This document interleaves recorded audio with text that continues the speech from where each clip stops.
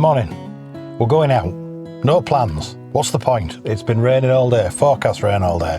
There is a little bit of sun. I'm just going to go out and see what pictures I can get, and I thought you could come with me because the way the weather is, I don't know when we'll get out again. So no plans, don't know where we're going, what we're going to do. Let's just find something and make it cool.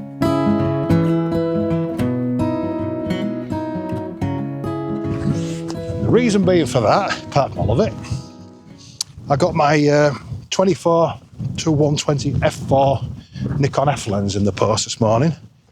I know it's a 14-year-old lens. I'm not about to do a review of a 14-year-old piece of technology. However, I want to take it out, stretch its legs and see what it can do. Hello, we're out again. We're coming to a couple of reservoirs that drop down into Marsden eventually. It's a nice walk. It's on the Pennine Way. Wessenden, I think it's called, this one. I've been doing calculations for at least the last 28, 29 seconds. And my results are pretty conclusive that there's 4 types of people in this life you shouldn't trust. First type is used car salesman, obvious reasons. Second type is mobile phone salespeople. Oh, not my favourite people at all. Third type, estate agents, because they're operating in a completely unregulated industry. Get away with murdering that one. And the fourth one, which is a new entry, is apparently weather forecasters.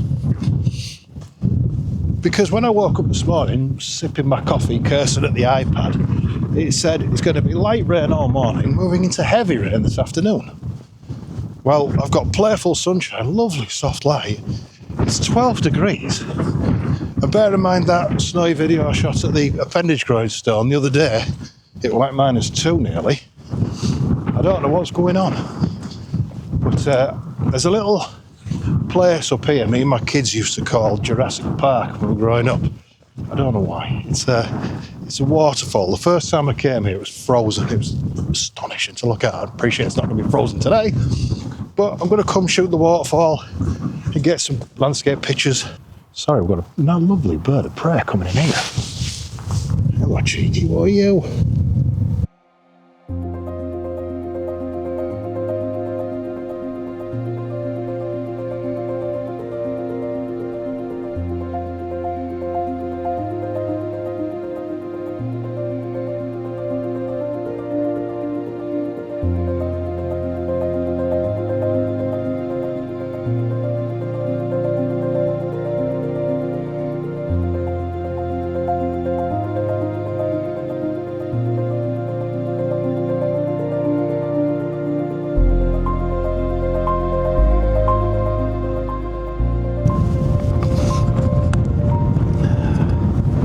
Again, just the act of coming out. Again, I wanted to stay in. Maybe it's a new pair of eyes, fresh perspective, new camera. I don't know. It's just worth coming out, you know. It's beautiful to be out here, very peaceful. Strange thing is, I've been out here loads with my kids when we were younger and stuff like that. But even now I'm finding cool new things to shoot. That was 1/50th of a second, so we'll see if the VR's doing its thing. It should be, got no reason to think it won't. It's just getting out. You know, my options were to stay in. I was supposed to, full disclosure, I was supposed to be cleaning the car. I was supposed to give the Korean death box a scrub out, but boring, not doing that. Beautiful little spot, isn't it? I don't know if it's the act of buying classic tech I lusted after in yesteryear, or whether it's the slowing down and the shooting akin to film photography, but just getting this lens and slapping it on the old DSLR, it makes me want to go out and I think a little bit different about my photography. This is absolutely one of the most blessed points about living in or near the peaks, is you can get in the car and within 20 minutes you could be in the middle of nowhere. As I'm walking along, eyeballing shots that could work and try and put things together, one of the memories that comes back, which I'll share, was my daughters used to say to me, how did rocks get here, Dad? I used to tell my kids there were giants that lived either side of the hills and they used to argue and throw rocks at each other, and this is where they fell. Well, we've arrived, folks.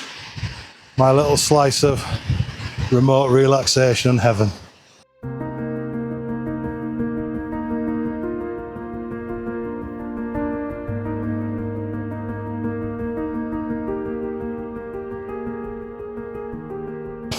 I love it here for obvious reasons. You know, you've got the flowing water, you're in a valley, you're going to get that triangle in the background, not a lot to do about that. Try and expose it right, you know, keep it low so you can recapture, rescue the highlights as people call it. The thing that I always try to remember when I'm shooting waterfalls though as well is, yes, the low angle, apologies for the audio, it's windy as well.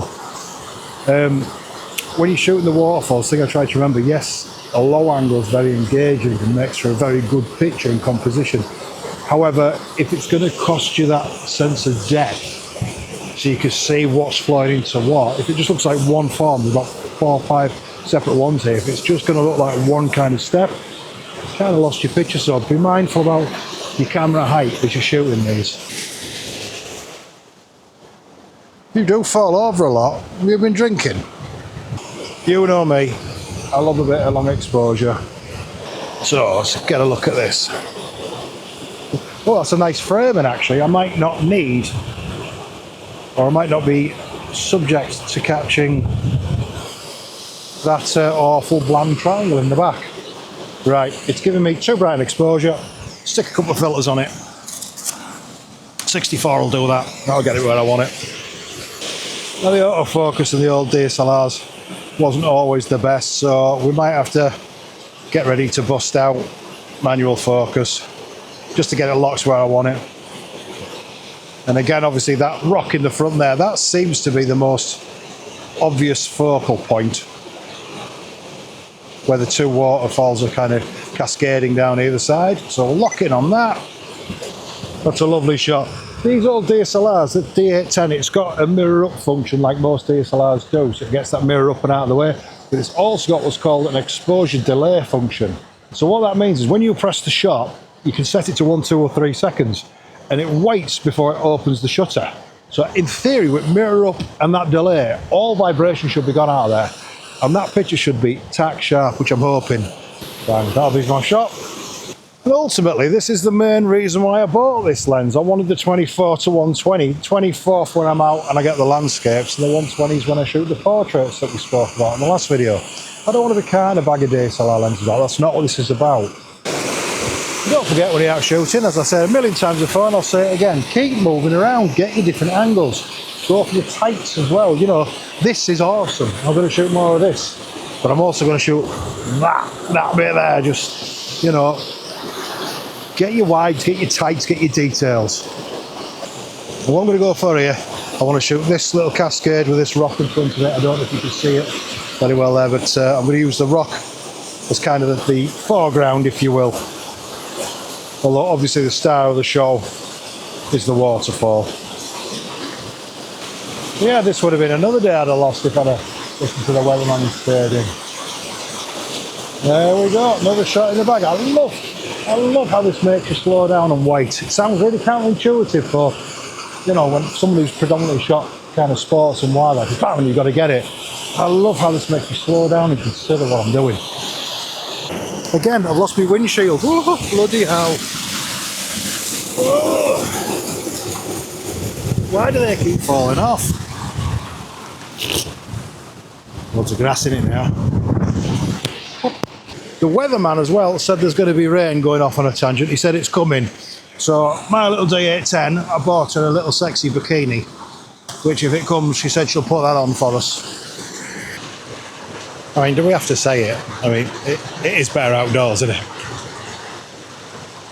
Another one of those. I'm just walking up here, everything's cool, and it's not as dramatic as the falls down there, but just a steady gradient of waterfalls down. And it's kind of an interesting S as well. One leads into another. You can have the height and the grandeur, that's good for photographs and whatnot, but look at your shapes as well. I mean, the colour's pretty muted because it's overcast. But look at your shapes as well. I'll shoot this and I'll show you what I mean. See, I don't want to get too low. If any lower than that, and I start losing the perception of depth in the image, which is not what I want. I've got to admit, the polarizer's not doing much today with it being overcast, but what it does do is a very good job of getting rid of that glare off the water. Makes it like a nice dark colour as opposed to like a mirrored sheen. Oh, first raindrops. She might have to get a bikini on soon. That's that one in the bag. I was making a joke about car salesmen earlier on. I don't mean it, it's all in fun. One of my best mates in the whole wide world is a car salesman. He's got a soul of gold, that lad. Rambling and the rain starting. Let's get a couple more shots and head off. This one needs to be a long exposure. Like really dragged. That'll do it, that'll do it, that'll do it. Put that on and clamp it in. I just want to get the river flowing down, like I say, that nice smooth shape. But I want to use those pebbles just in front of you. It's kind of a foreground subject, so I think I might have to employ the zoom a bit on this to get what I want. Bit of soft playful light. Let's make the most of this, Tim. Stop bloody yapping, get it in bag. That is beautiful, how that does the circular polarising when it does its thing. I think we are going to get a storm later on. Look at the way this light's going, but it is beautiful at the minute. Standing in the river. It's lovely. I can feel when the mirror lifts and then it drops, I can feel the clunk and the clank as it goes. It's like, analog's a bad word. It gets overused, but it feels quite, involved, visceral. Right, bed it in, sucker, get in there. I hope this is still recording, otherwise I've had about 6 minutes of me yapping to nobody. And it wouldn't be the first time that's happened. Now, obviously coming out to you, shots that you've got in your mind's eye. Like I said, today was just a random, I'm going for a walk, I'll just go there.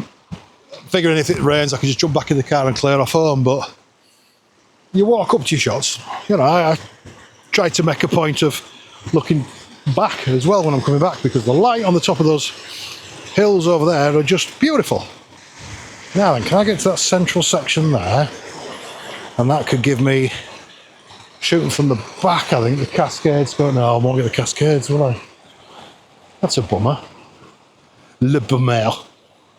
French. What I will tell you is we'll be back in another video tomorrow as well, because the forecast for tomorrow is terrible with sun. So for us photography-minded folks, I'll be out and I think I'll even pack the drone. I'm going to try and find an interesting subject, kind of, I'm thinking something historical. Not like a historic vlog again, although I do like doing them. But something like with a bit of pedigree and a few years on it. If we get something like an abbey or something like that with a drone and some magical light on it, I think that'd be pretty cool. There you are. Did you ever wonder where Guinness come from? It's not Ireland, it's from the Peak District. Allegedly. And I gotta say, whinging about the weather aside, it's nice to see the reservoirs full again.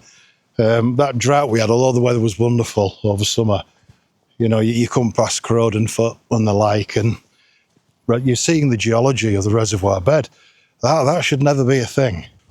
So yeah, you get a pass on this one. I'll let the weather be bad for about another 2 months, tops. But I'm expecting a cracking summer, please.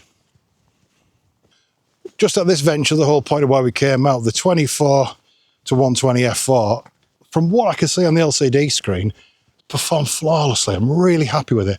Obviously, I want to get it in Lightroom and post-processing.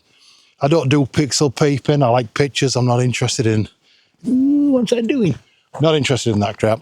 But yeah, I mean, if it's as soft as the other one was, I didn't need to pixel peep that. It was like I've either got butter in my eyes or this lens is terrible. So that old one went back.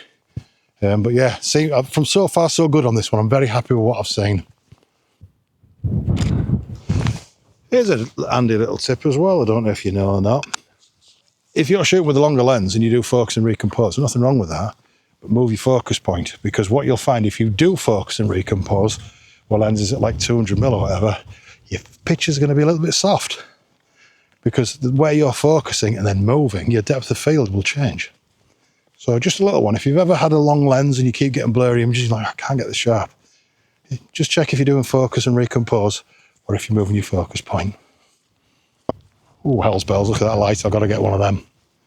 Look at that, look at that.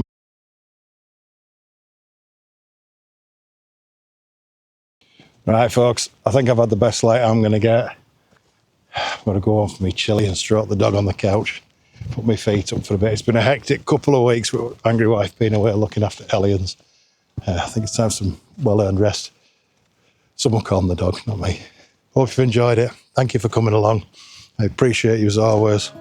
See you on the next one.